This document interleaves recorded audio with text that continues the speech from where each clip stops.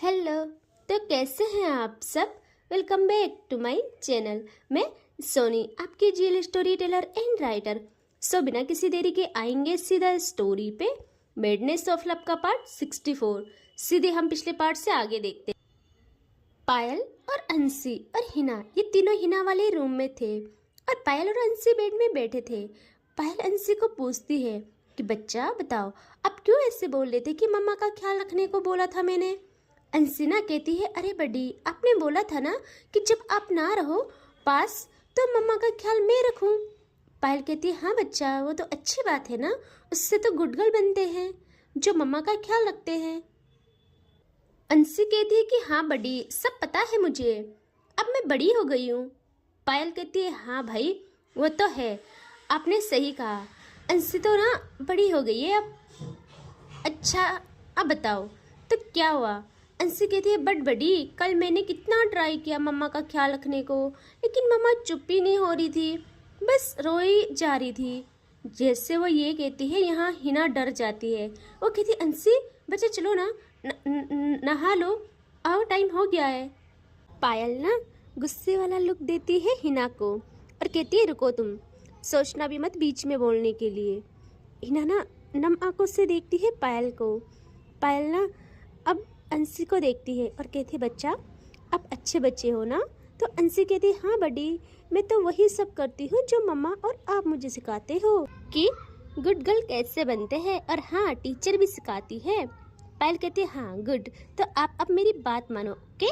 अब जाओ दादू के पास और कहो कि आपको नहला ले वो। तभी जैसे अंशी हाँ में सर हिला के उठने वाली होती है, हिना कहती है, उनको क्यों परेशान करना, मैं हूं ना, मैं नहलाती हूँ। पायल हिना का कोई जवाब नहीं देती। वो कहती है, अंशी। तो अंशी उसे देखती है और अंशी वो कहती है कि बच्चा अब जाओ, मैं बोल रही हूँ ना, अब जाओ ओके, लेकिन ध्यान रखना, आराम से जाना, भाग के नहीं, फिर हम कहीं जाएंगे बाहर। अंशी कहती, सच्ची में बड़ी। पायल कहती है, हाँ मुच्ची में, लेकिन आप जाओ अच्छे से, ओके, नहा के ब्रेकफास्ट भी कर लेना, ओके, दादू करवा लेंगे आपको, आप जाओ। तो अंशी भी चली जाती है वहाँ से। अब हिना की हालत तो टाइट होती जा रही थी और वो कांप रही थी और मन में ही कहती है कि अब मैं क्या करूँ, क्या जवाब दूंगी इनको, अब ये पक्का मुझसे कुछ पूछेंगे। और वो बहुत परेशान थी। तभी पायल बेड से उठती है और हिना घबरा जाती है और जल्दी से हकलाते हुए कहती है, मैं वो काम था तो करके आती हूँ। पायल कहती है, हिना शांत रहो और कहीं जाने की सोचना भी मत और मेरी तरफ देखो। तो हिना ना बहुत हिम्मत करके पायल के फेस की तरफ देखती है। यहाँ पायल हिना को देखती है प्रॉपर और आंखों में उसके भी नमी थी। वो बहुत प्यार से खुद को शांत करती है कि मुझे हिना से अच्छे से बात करनी है, मुझे हिना से अच्छे से बात करनी चाहिए ताकि हिना परेशान ना हो। और वो कहती है, हिना सुनो, मुझे बताओ क्या चल रहा है मन में। हिना कहती है, कुछ भी तो नहीं। पायल कहती है, हिना मैं तुमको बच्ची दिख रही हूँ और ये आंखें क्यों लाल है तुम्हारी। और अंशी वो झूठ नहीं बोलती है और तुमको पता भी है वो बच्ची है, उस पर क्या असर पड़ेगा जब वो तुम्हें रोता हुआ देखेगी तो। और मुझे प्रॉब्लम तुमसे नहीं है, मुझे खुद पे गुस्सा आ रहा है कि मैं अपना फर्ज नहीं निभा पा रही हूँ, मैं तुमको खुशी नहीं दे पा रही हूँ, शायद मैं तुम्हें इतना दर्द दे रही हूँ, मेरे घर वाले तुम्हें रोने पे मजबूर कर रहे हैं। यह हिना की आंखें बरस पड़ती है। वो जल्दी से कुछ नहीं सोचती ना समझती है। वो पायल के लबों पे अपने फिंगर्स रखती है। पता नहीं इस वक्त क्यों वो खुद को नहीं रोक पाती। वो जल्दी से पायल के लबों पे फिंगर्स रखती है और रोते हुए पलके झुका के कहती है, कांपती हुई आवाज में कहती है कि प्लीज ऐसा मत कहिए, मुझे पाप का हिस्सेदार मत बनाइए, मैं ऐसा सोचूं भी तो मर जाऊं, ऐसा सुनूं भी तो मर जाऊं। आप नहीं जानते, आपने जितने मेरे लिए किया है, आपने जितना मुझे दिया है, प्यार सम्मान जीना सिखाया है, वैसे मेरे लिए शायद भगवान जी ने भी नहीं सोचा होगा। आप आए जिंदगी में तो पता चला जीना क्या होता है। आपने हमेशा मुझे सिर्फ सुकून और खुशी दी है, हंसना सिखाया है और घर वालों से इतना प्यार मिला है, इतना सम्मान मिला है, मैं मर के भी ये कर्ज नहीं चुका सकती हूँ। पायल हिना के हाथों को बहुत प्यार से अपने लोगों से जुदा करती है और पायल कहती है, क्या कर्ज? तुमको ये कर्ज लगता है? यही तो सबसे बड़ी बात है हिना। तुम इस घर की सेम वैसी बच्ची हो जैसे मैं हूँ, जैसे प्रतीक भाई है। मम्मा और पापा और सबने तुमको कभी अलग नहीं माना है। तुमको कुछ भी कहना है तुम बोल सकती हो। मैं मानती हूँ माँ ने बिना तुम्हारी इजाज़त के वो बात बोल दी, लेकिन तुम जानती हो ये बात कि वो बस तुम्हारी खुशी चाहती है। और तुम भाई को भी जानती हो हिना, वो बहुत अच्छे हैं और तुमको प्यार। यहाँ हिना अंदर से टूट जाती है। वो कहती है, देखिए मैं मानती हूँ ये सब सच है, लेकिन प्लीज़ मेरा नाम किसी और से जुड़ जाए मैं कैसे बर्दाश्त करूँ? मैं मानती हूँ वो बहुत अच्छे हैं, लेकिन मैं उनकी ज़िंदगी खराब नहीं करना चाहती हूँ। वो मुझसे बहुत अच्छी लड़की डिज़र्व करते हैं, मेरी तरह नहीं जो ना उन्हें प्यार दे सकती है और एक बच्ची की माँ भी है। हिना के ये शब्द पायल को बहुत गुस्सा दिलाते हैं। पायल जल्दी से हिना के शोल्डर को पकड़ती है और कहती है, हिना तुमने दोबारा खुद को ऐसा समझा तो मेरे गुस्से को झेलने के लिए तैयार रहना, समझी? तुमको कितनी बार बोलूं, तुम खुद को वैल्यू क्यों नहीं देती हो? तुमसे बेहतर कोई हो ही नहीं सकता है। प्लीज़ निकलो अपने पास्ट से बाहर। आगे की जिंदगी बाहें फैलाई तुम्हें गले लगाने को बेताब है, समझो इस बात को। हिना को लगता है कि पायल चाहती है कि किसी भी हाल में वो शादी के लिए हाँ कहे। हिना आंखों में समंदर भरे देखती है पायल को। पायल कहती है, बोलो हिना, यूँ चुप मत रहो, बोलो क्या क्या चाहती हो, क्या फील कर रही हो तुम? क्यों इतना उदास रहना हो रहा है? हिना मैं खुद को माफ नहीं कर पाऊंगी अगर तुमको इतना सा भी दुख हो तो। तुम मेरी फैमिली हो और मैंने फर्स्ट डे से तुमको फैमिली माना है अपनी। और अंशी अंशी के बारे में तो तुम जानती हो, मेरा पूरा परिवार उसे कितना चाहता है। अब तो वो रौनक बन गई है घर की, हमारी लाडली है। इसके बिना तो घर सूना रहता है। माँ पापा भैया जो भी जब भी घर आते हैं सबसे पहले अंशी को ढूंढते हैं। इसके बिना सब अधूरा लगता है। सब तुम्हें अपना मानते हैं। तुम क्या चाहती हो ये सबके लिए इम्पोर्टेंट है। तुम्हारी मर्जी भी हमारे लिए बहुत इम्पोर्टेंट है। हिना बेचारी क्या ही कहती है, इसके मन में बस यही था कि मेरे लिए ये सब हो रहा है, मेरी वजह से ये सब हो रहा है, मेरी वजह से इनको ऐसे तकलीफ हो रही है। जिन्होंने मेरे लिए सब कुछ किया मैं उनके लिए इतना नहीं कर पा रही हूँ। इसके दिमाग में बहुत सारे ख्याल गूंजने लगते हैं। वो क्या करे क्या ना, वो बस इसी दुविधा में फंस जाती है। पायल के बहुत कहने पे वो अपने लबों को खोलती है और कहती है, सुनो। पायल कहती है, हाँ बोलो ना हिना। हिना कहती है, क्या चाहते हो आप, बस ये बताओ। पायल कहती है, हिना फिर वही बात, मैं क्या चाहती हूँ, मैं क्या करती हूँ, ये सब छोड़ो, बस अपनी बात करो। तुम क्या चाहती हो देखो। और पायल हिना के थोड़े करीब आ जाती है और हिना की सांसें तो पहले ही पायल के उस रूम में आने से बस में नहीं थी, अब तो क्या ही रहती। पायल हिना के करीब आके उसके फेस की तरफ हाथ बढ़ाती है। हिना तो बस एकटक पायल को देखे जा रही थी और पायल अपने हाथों से हिना का फेस होल्ड करती है और पायल का टच हिना के लिए मरे हुए को हयात साबित होता है। हिना की आंखें बंद हो जाती है और वो कतरा कतरा आंसू सारे बंधनों को तोड़ के बेखौफ बहने लगते हैं। पायल हिना के इतने पास आके पायल हिना का हाल देख के कुछ समझ ही नहीं पाती है, या फिर वो समझ रही थी लेकिन वो इस बात को क्लियर नहीं करना चाहती थी। पायल हिना का फेस होल्ड किए कहती है, हिना मैं जानती हूँ क्यों तुम्हारे लिए ये सब इतना मुश्किल है, लेकिन सुनो ना, समझो मेरी बात। जिस राह पे तुम चलने का सोच रही हो वहाँ तुमको देख के मुझे भी तकलीफ होगी। वहाँ तुम्हें दुख के सिवा कुछ नहीं मिलेगा और मैं जो तुम्हारे लिए सोच रही हूँ उसमें पता है मुझे अभी एकदम तुम एडजस्ट नहीं कर पाओगी, लेकिन वक्त के साथ तुम उसमें घुल जाओगी क्योंकि तुम जिस प्यार को डिजर्व करती हो वो सब कुछ तुमको मिल जाएगा। मुझ पे यकीन है ना तुमको, बोलो। हिना भीगी पल के लिए पायल को देखती है और कहती है मन में ही कि भगवान जी हमेशा से आपसे यही मांगा था कि ये मेरे पास आए, इतनी बातें करे, मेरा हाल समझे। आज ये मेरा हाल समझ भी रहे हैं तो बेबस है, मुझे किसी और को सौंपने की बात कर रहे हैं खुद ही। लेकिन हिना कहती है कि हाँ मुझे आप पे खुद से ज़्यादा भरोसा है। पायल भी बेबस थी आज। उसे क्या कैसे कहना था उसे खुद समझ नहीं आ रहा था, लेकिन वो थोड़ा स्ट्रेट फॉरवर्ड बनना चाहती थी। वो हिना का फेस होल्ड किए अपनी आंखों को जोरों से मूंद देती है और एक सांस में कहती है कि हिना, मैं चाहती हूँ तुम इस रिश्ते को हाँ कहो और इस रिश्ते को हाँ कह दो, क्योंकि मैं तुम्हें ऐसे नहीं देख सकती हूँ। हिना जैसे ही पायल के ये शब्द सुनती है वो अंदर ही अंदर जैसे मर गई हो ऐसा लगता है उसे।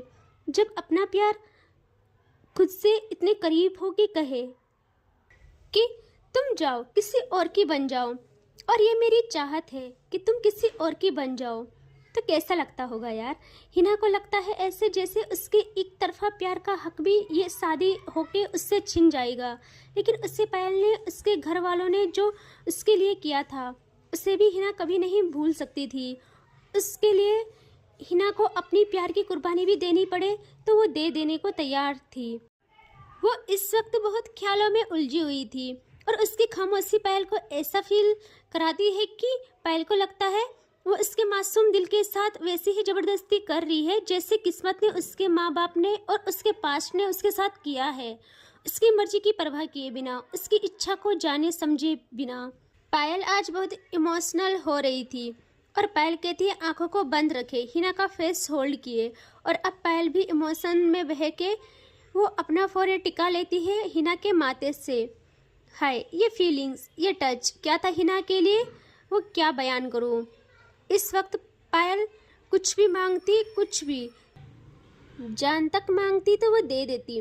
शादी करना क्या चीज़ है, पायल को यूं उससे छूना, उसके लिए दो जहां से ज़्यादा पा लेना था पायल। लेकिन कहती है कि हिना, मैं बहुत बुरी हूँ ना, मैं नहीं निभा पा रही ना वो वादा जो तुमसे किया था, खुद से किया था। आज मैं खुद को इस दुनिया की सबसे बेबस इंसान मान रही हूँ। और उसके ये शब्द हिना को मार रहे थे। वो कभी नहीं चाहती थी कि पायल ऐसा फील करे, वो सिर्फ पायल की खुशियाँ चाहती थी। अब ऐसे ही कहती है हिना रोते हुए, पायल को समझाते हुए कि सुनिए। पायल भी अपना फोrehead हटा के पलकों को उठा के देखती है हिना को, और हिना एक अनकहा सा अनसमझा सा रिश्ता लेके आई कांटेक्ट करते हुए कहती है, सुनिए, जो कहोगी सब करूँगी, सब कर जाऊँगी। बोलो, शादी करनी है किससे, कब, कहाँ, बस बताओ, सब कुछ कर लूँगी। आज अगर ऐसे मेरी जान भी मांग लो ना, दे दूँगी। मैं नहीं बता सकती मेरे लिए क्या हो आप। मानती हूँ कुछ शब्द ना आपके लबों से निकलेंगे ना मेरे, लेकिन मुझे खुशी है कि हम दोनों इस एहसास को समझ पा रहे हैं। आपकी दुनिया अवनी जी है और उनकी आप। जब तीन इंसान प्यार में हो तो एक को जाना ही पड़ता है। अगर एक को नहीं घटाओगे तो कुछ भी नहीं बचेगा। और मैं जानती हूँ आप मेरे लिए सिर्फ खुशियाँ चाहती हो, और मैं आपका मान ना रखूँ तो मैं जी ना पाऊँ। पायल कहती है हकलाते हुए कि हिना, मैं क्या बोलूँ, कैसे बोलूँ, कुछ समझ नहीं आ रहा है। हिना अगेन जल्दी से पायल के लबों पे अपनी फिंगर्स रखती है और कहती, कुछ मत बोलो, कुछ मत बोलिए, अब कुछ मत बोलिए। मैं आपको ऐसा नहीं देख सकती, वरना खुद से नफरत हो जाएगी कि मेरी वजह से ये आपका हाल है। आप प्लीज मत बोलिए। मैं देखो खुश हूँ। और आंखों में मोती, चेहरे पे मुस्कान लिए हिना खुद की खुशी पायल को जताना चाह रही थी और कहती है, मैं खुश हूँ, मैं देखो खुश हूँ, सच में बहुत ज़्यादा खुश हूँ। और मैं तैयार हूँ शादी के लिए, मैं तैयार हूँ। और आपको भी शादी की बहुत बहुत शुभकामनाएं। आप भी शादी के बंधन में बंधने जा रहे हो। भगवान जी सारी बलाओं से दूर रखे आपको। और वह हल्का मुस्कुराती है। पायल कहती है, अच्छा, लेकिन मुझे ऐसा क्यों लग रहा है ये ज़बरदस्ती का मुस्कुराना हो रहा है तुम्हारा, और ये शादी के लिए हाँ कहना भी। यह हिना कहती है, नहीं आप ऐसा ना सोचो, प्रॉब्लम होगी, लेकिन मैं समझा लूँगी दिल को, और यही मेरे भविष्य के लिए सही है आपके अकॉर्डिंग, है ना। पायल कहती है हिना को देखते हुए, कहती है मेरे अकॉर्डिंग। हिना कहती है, नहीं बाबा, सबके अकॉर्डिंग, भगवान जी के भी, है ना। पायल कहती है, हाँ अब सही कहा।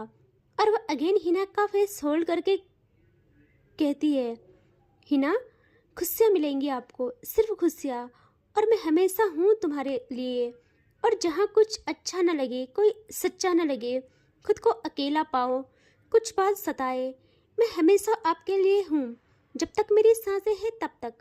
और इन शब्दों के साथ दोनों का बहुत प्यारा सा आई कांटेक्ट होता है, बहुत ज़्यादा प्यारा सा, और दोनों की आंखों में आंसू थे, या मोती कह लो उन्हें, जिन्हें व्यर्थ लुटाना बेवकूफ़ी होगी।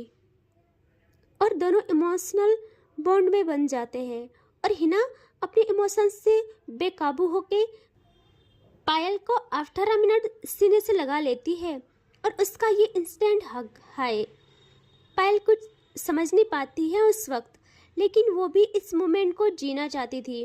वो भी हिना को हक बैक करती है, और जब पायल हिना को हक बैक करती है तो हिना के लिए जैसे वक्त थम गया हो, उसके दिल ने एक सांस ली, ऐसे जो सालों से रोकी हुई थी, जैसे उसके अंदर का सब दर्द, सब इंतजार, सब खामोशियाँ एक पल में पिघलकर आंसुओं के रूप में बहने लगी हो।